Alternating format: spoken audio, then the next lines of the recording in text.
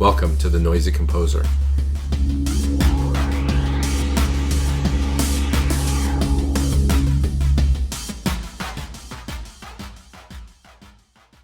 All right, we're back. Episode 4, which was the best episode. So, in the first episode of the mixing in Audacity series, the first one we went over how to set up a session, what sample rate, bit depth, how to make sure that they're selected properly, how to import audio, how to do a really quick mix using the mixer, and then how to export audio. In the second episode, learned about compression and how to lower the dynamic range of the kick drum. Third episode, we added a little bit of EQ to the drum so that the beater sound popped a little bit. So first things first, I'm looking at the overall waveforms. If you remember, our kick drum is compressed and it has a little EQ. But if you look at, say, the snare, you can see the contour. Let me zoom in a little bit so you can see it better. Look at the contour, how it's louder and softer. And so we're going to want to compress that. And right here, there's a peak. In fact, on all of them, there's a peak. So there's probably some musical moment. Well, it's before it looks like a silence here, or a quiet section. So this could be a huge, arrival. Let's listen to that, see what that is, and let's look at the levels here to see if it peaks. If it goes into the red, it looks like it's close, or it will. All right, here we go.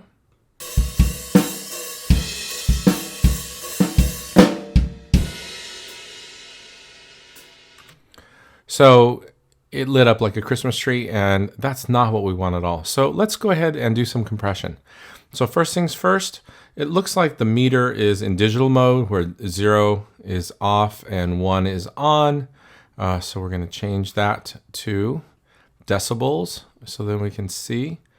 And generally speaking, there are peaks around -5, -7, and it looks like the bulk of it, though, is around 20. So I think that we can have our threshold around 20.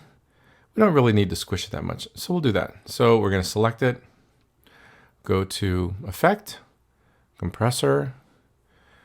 Still there, 20 from before, if you remember. Settings are fine. Let's compress it. Okay, and if you notice, that's gone. Even though it is a little bit, let's zoom in. Oh, let's use some tools. Here's the zoom tool. Let's make a box and zoom into that moment right there. And if you notice that most of the drum hits are around -15 dB, and this really, really loud one that was peaking is, still 11, 12 dB. Okay, let's listen to this section here and look at the meter. See how it feels.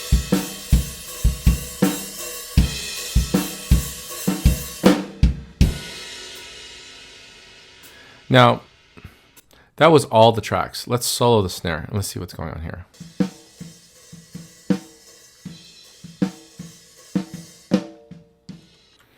Okay, so we're not peaking, and it still has a dynamic range. The range is in control, but it's still a musical gesture. So we want to leave that. That's good. Okay, let's select the overheads. It still has that peaking range. Let's change the meter so we can see it. And if we make this larger to look at it, we can see that -20 is there. These are the overheads. I don't really want to compress this that much. I really want to be able to allow the overheads to pick up the room. Let's compress it. It's not that loud, so even if we leave it at our generic 20 for now, could actually work well. Now remember, this is not a setting that I'm trying to sell on you guys. In other words, don't go home and if it works for me, it'll work for you at home. That's not how threshold works. Threshold is a direct relationship to how loud the signal is. So therefore, if this is a much quieter track, then you'd want to turn this down to meet the threshold. Or if it's a really hot track and it's all up here, you may want to think about turning down the input first. And we can do that on other DAWs. You may want to be a little bit higher up, to accommodate the louder volume. So I'm going to put this at minus 20. So again, I don't want you to think that this is a magic number. Ratio is 4:1. Okay, let's do it. Let's compress the room a lot. When I say a lot, I mean like 25 dB. So I'm going to select it. I'm going to compress it. Now I'm going a little faster today because on a previous episode, I went through, I think, very thoroughly and introduced compression to you. So now I'm just quickly showing how to work on multiple tracks. Okay, so now these are all compressed. Let's zoom out. Right now I'm still in the zoom tool and it says zoom plus. You can go over here to this toolbox and mess with that, or you can use a key command of shift and then click until you zoom out to where you want to be. Also, you can fit all these. We can do view, fit to height. Okay, so all the tracks are in the window. Fit to width, just for fun. Let's see how that looks. Oops, sorry. Track size, fit to width. Okay, so therefore the size of the window has everything there. This is the complete track. Okay, let's listen to this loud section. Where was it? It was right here. So we'll listen to that again.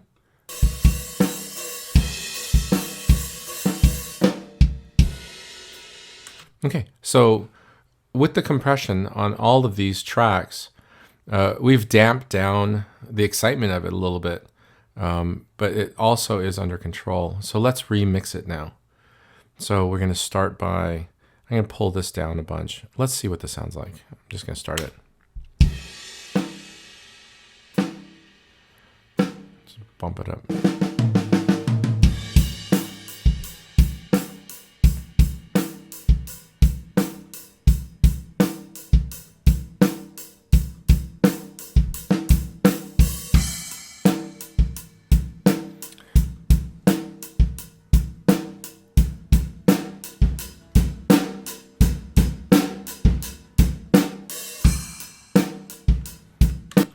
Okay, now when I'm mixing it, the sound of the kick drum, the snare, and the overheads together give us a really nice dry sound. When I think of track 4, I think of it as reverb, and therefore it's not a close-up mic to let me hear the drum. What I'm listening for actually is the drum in the space, how it resonates in the room. So therefore, I'm thinking of it more as reverb. So generally, when you're thinking about reverb, what you do is you bring it in till you can hear it and then back it off a little bit so you're aware of it, but it's not overly present. Let's try that. So I'm going to pull this down a bit. We'll play it.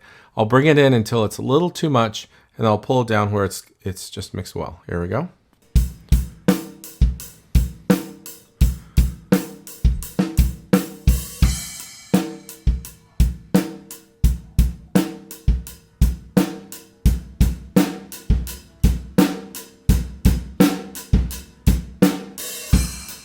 So that's a little much.